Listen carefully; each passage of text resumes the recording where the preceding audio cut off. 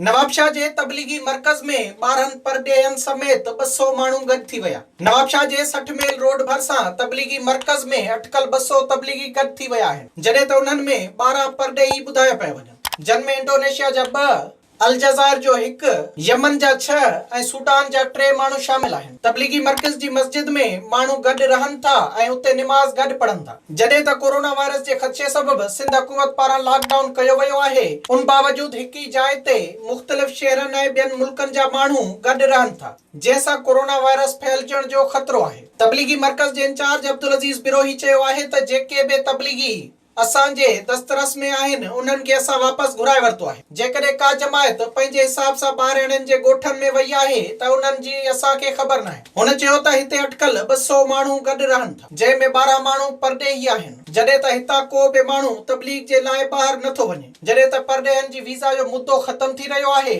ऐं उन्हनि खे बि पंहिंजनि मुल्कनि ॾांहुं वापसि वञिणो आहे। उन करे असीं सख़्त परेशान आहियूं। विज़िट कयो अवामी आवाज़ मीडिया ग्रुप जी वेबसाइट awamiawaz.pk।